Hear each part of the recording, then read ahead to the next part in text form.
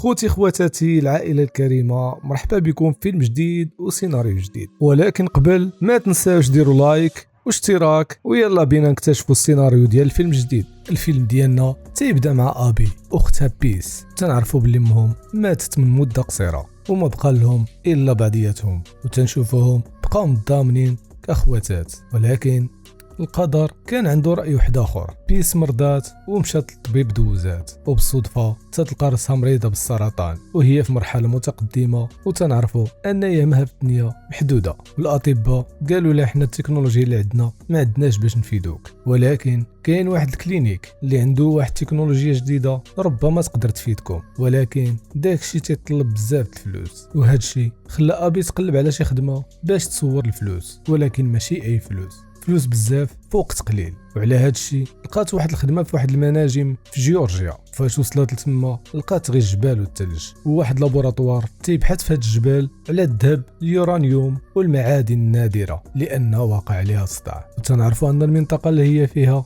جايه على الحدود مع روسيا، وكاين بلايص اللي فيها نزاع مسلح، وخصها تكون راده البال للبلايص اللي تتمشي فيهم. تيجيها اتصال من الاب ديالها اللي مسافر لبلاصه بعيده ومده ما شافته، وتيقول ليها بلي هاد الخدمه ماشي ديالها وهاد البلاصه خطر عليها، وهي تتقول ليه هي محتاجه الفلوس وتتصر على انها تكمل لا ميسيون ديالها. تنشوفوها خرجت عند الشاف ديالها وتطلب منه انه يسبق لها الصالير، ولكن هو رفض.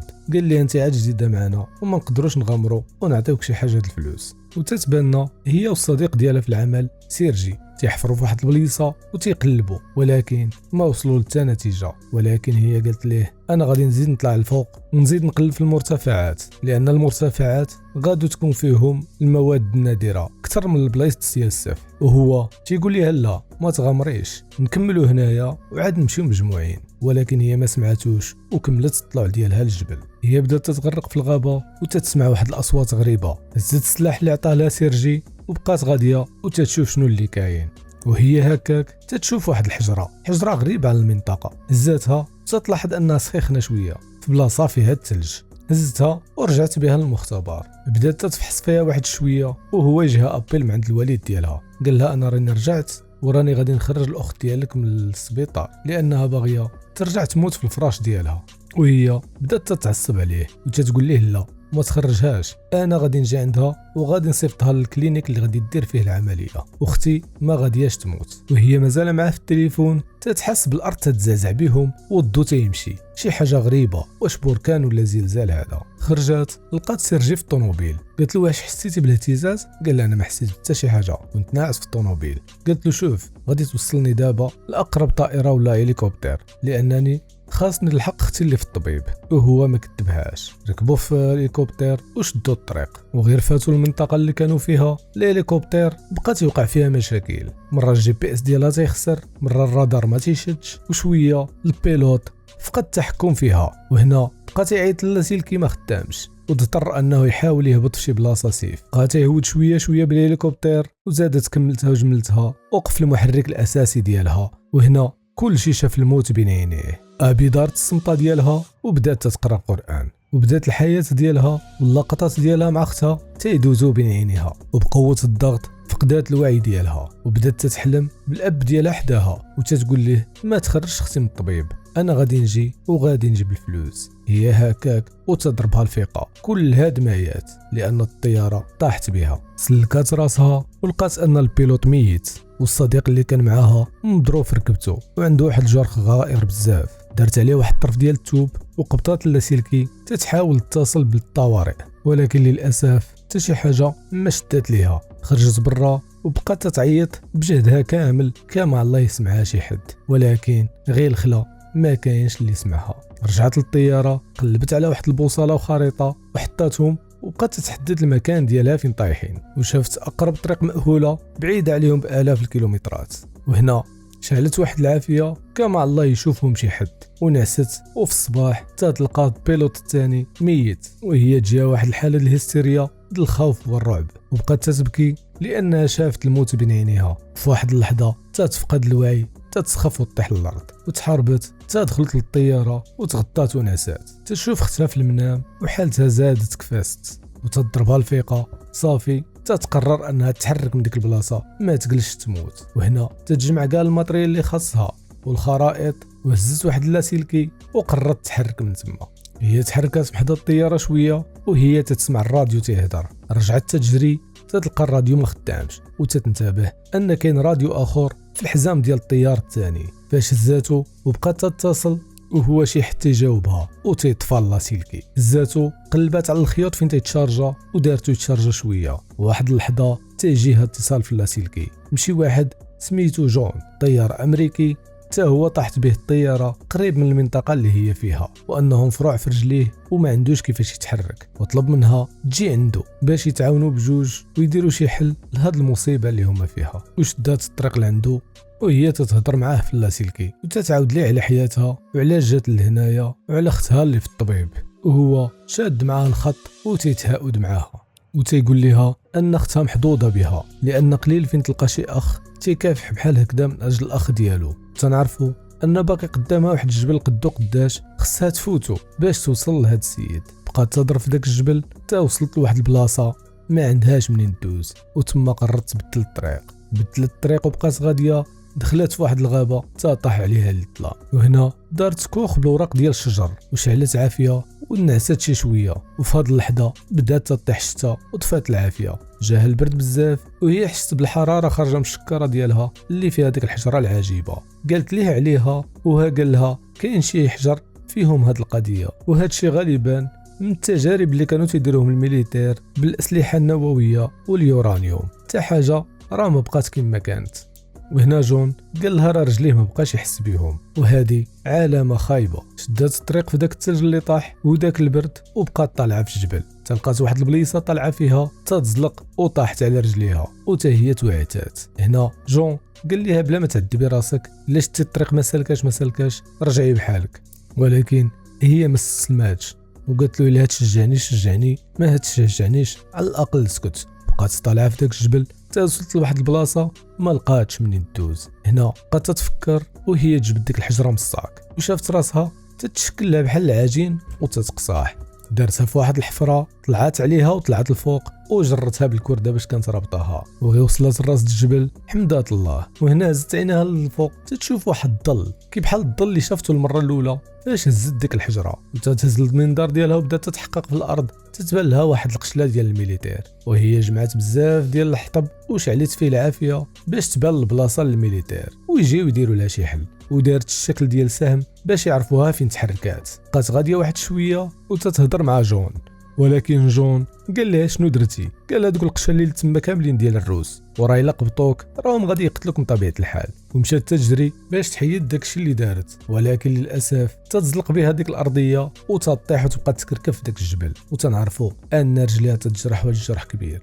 هنا جبدت الفارماسي ديالها وبدات تتعقم في الجرح، ربطاتو بشي حاجه وهي تتهز عينيها تيبان لها واحد الجندي بيض مسلح ودايز في وسط الغابه قريب ليها. هنا ختنا سمرات شي شويه في داك الثلج. على ما فات هزت واحد العود وبقات غاديه تتعكز به حتى فات ديك البلاصه. وهي تتوصل لقات واحد الديور، زادت ليهم، دخلت لواحد الدار مهجوره منهم وبدات تتقلب فيها على شي حاجه. لقات تصاور ديال الناس اللي كانوا ساكنين تما وبانوا تصاور قدام، وغالبا دوك الناس قتلوهم دوك الروس اللي كانوا تما وهجروهم من بلاصتهم. وبقات تتقلب تما على شي حاجه تفيدها. لقات واحد الماكله بدات تاكلها وهي تلقاها بيريمي وبدات تتردم في فمها. شويه تكمشات بدات الفارماسي وبدات تداوي داك الجروح اللي عندها في رجليها وفي يديها. ونعست تمايا جبدت التصويره ديال اختها وبقات تشوف فيها وبقات تتفكر الذكريات معها. وتفكرات انها كانت تقول ليها دابا كون كنتي انت اللي مريضه انا ما نقدرش ندير هذا الشيء من اجلك، وانا كون كنت تعفوني خرجوني من المستشفى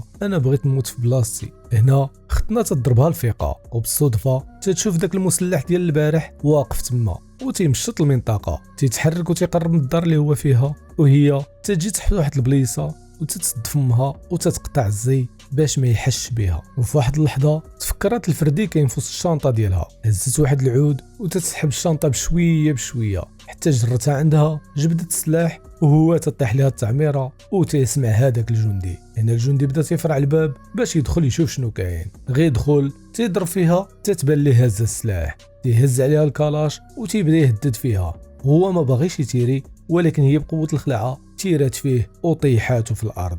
ناضت عنده حيدت له الكلاش من يديه، وهنا تبين انه مسالم وانه ما اختارش يشتبك معها، وبقى تيقول لها ان الاسم ديالو ايفان. هنا فهمت انه ماشي عادو، وجبدت الشنطه ديالو وبدات لقات فيها الضوء، ولقات فيها بحال ديك الحجره اللي عنده، وسمعت اللاسلكي ديالو واحد الصوت بحال اللي تيهضر معاها، وعرفت ان هنا كاين شي حتى يلعب بهم بجوج.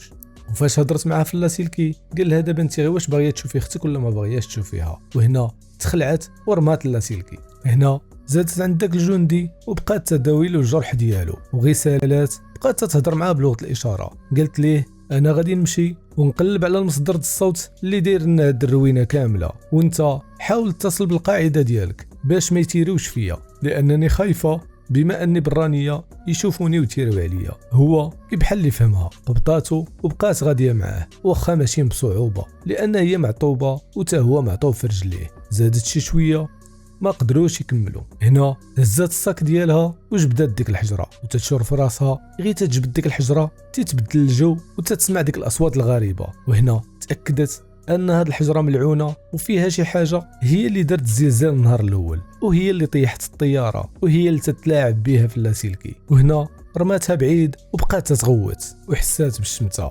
وهنا قررت هي وياه يبقاو غاديين تيشوفوا شي حل. وصلوا لواحد البحيره متجمده، وهنا كان ضروري عليهم يتفرقوا باش ما يتقلوش على الجليد. بقات هي غاديه لقدام تتخلف وهو غادي موراها دقه دقه. وواحد الساعه تتسمع صوت بحال ديال ديك الحجره، تدور تتلقى صاحبنا غتر تحت الارض. شويه حتى هي تتهرس بها الجليد وتتكون غادي تمشي. بقات تتحارب تعاودت طلعت فوق الجليد وحاولت تكمل الطريق ديالها، وهي هكاك تضرب واحد العاصفه ثلجيه وتزيد تكفس الامور. بقات تحارب حتى وصلت لواحد البليصه وعيات. جبدت الكورشيت ديالها دخلت فيها وهو تيخدم اللاسلكي. تنشوفو جون تيعاود يهضر معاها وتيقول لها تا انا وقع لي بحال هكا، وهي تتغضب وتترمي اللاسلكي بعيد، ولكن اللاسلكي بدا قدام. قال لها تا انا طحت بين الطياره وبداو تيموت ليكيب ديالي واحد بواحد، وهنا عرفت راسي تا انا غادي نموت. وفي هاد اللحظه تتديها عينيها وتتبقى تخيل اختها وهما تيلعبوا بجوج وايامهم فاش كانوا ناشطين. تضربها الفيقه تتسمع واحد الهليكوبتر وتتنوض تتبقى غاديه تجري كما الله تلحقها. بدات طالعه في الجبل حتى فقدات الامل لان الطياره كانت دازت. بقات راسها مع جنب واحد الغار وهي تفقد الوعي وطاحت، بقات مكركبه حتى طاحت في واحد الماء وهي سخفانه ومهزوزه فوق داك الماء. تنشوف وحدها الجثه وتنعرفوا ان الجثه ديال اللي كان تيهضر معاها في الصنفيل. وتيبون لنا واحد المخلوقات اللي تنفهموا من بعد انهم هما ديك الحجره اللي كانت لقات، ان منها عدد كبير وانهم عندهم واحد القدره انهم تيتلاعبوا بالصوت وبالروح ديال اي جثه تتكون حداهم، وهما اللي كانوا تيهضروا معاها بالسميه ديال جيمس. وان بما ان الحجره كانت قريبه ليها بزاف كانت تتلعب لها في الذاكره ديالها وتجيب لها الرؤى ديال اختها وديال باها. وغيت تضربها الفيقه تتلقى راسها فوق القمر وداك الحجر تيدور عليها، وسمعت الصوت ديال جون تيقول ليها فيليسيتاسيون راكي وصلتي تبارك الله عليك، وانني حتى انا كافحت باش وصلت لهذا الشيء. وهي تتعرف ان كاين شي كيان شرير هو اللي تيتلاعب بها وتيتلاعب بهم كاملين. وهنا قلت له شنو بغيتي مني، وهو يجاوبها قال لها انا ما بغيت منك والو، هادو القرارات ديالك وتتخديهم بمحض الاراده ديالك، وانت اللي بغيتي تجي لهنايا وانت اللي بغيت نقضي اختك. وهنا بدا تتشكل حداها واحد الجسم ديال الصخور وتيقول لها ان جون قبل انه يسكن فيه خدا الجسم ديالو وحافظ له على الروح ديالو بقات حيه، ولكن هي ما بغاتش هاد لوبسيون. قالت ليه انا باغيه نمشي عند اختي، باغيه نمشي للدار، وهو تيقول لي راكي في الدار دابا دوري تشوفي. هي تدور وتتلقى الدار ديالها قدامها. دخلت لقات الدار مرونه وعامره بالحجر وحالتها حاله، وهو تيقول لها شتي ما بقالك ما تشوفي. وفاش تتم راجعه من الدار تتلقى اختها بيس على برا بصحيحه مزيانه، تتبقى تهضر معاها كيفاش برات. وهنا تتلقى راسها جالسه حداها في المستشفى وتتعرف ان هاد الكائن تيتلاعب بها. هنا اعتذرت لاختها وقالت لها ما عنديش ما ندير ليك، وتمت خارجه شويه تيتكلم الراديو وتيقول ليها بقاي هنا، ياك باغيه اختك تكون بخير وعلى خير، فين باغيه تمشي؟ وهنا تتقول لي انا فهمتك شنو باغي دير، انت باغي تخليني في الخيال ديالي باش تاخذ الجسد ديالي، انا ما غاديش نسمح لك بهذا الشيء. خرجت من الدار حلت الباب وهي تتلقى الثلج بزاف، بقات تتغوت وهي تضربها الفيقه. تتلقى راسها باقيه في الساك النعاس وغيت تنوض تتشعل داك المشعل ديالها وتتبقى تلعب به لانها عاد سمعت الصوت ديال الطياره، وتنكتشفوا ان الطياره هبطوا عندها ونقدوها. هنا حتى تفقد الوعي. تيهزوها تيديوها المستشفى، تيديروها في الانعاش، تدوز واحد 3 ايام وتضربها الفيقه، تتلقى راسها في الدار ديال موين سيرجي، وان سيرجي كان مقابلها من بعد ما خرجها من الطبيب. وهنا تنتقل عند الاخت ديالها بيس، وتتلقى الحاله ديالها صعيبه وبقى لها شويه وتموت. تتجلس هي والاب ديالها حداها حتى تتفقد الحياه، وتنعرفوا ان الدنيا كلها اختيارات الا في الحياه والموت. حد هنا تتسالى القصه ديالنا، وهنا تتسالى القصه ديالنا. وإلا عجبكم المحتوى ما تنساوش ديروا لايك وديروا اشتراك وفعلوا الجرس باش تشوفوا معنا الجديد.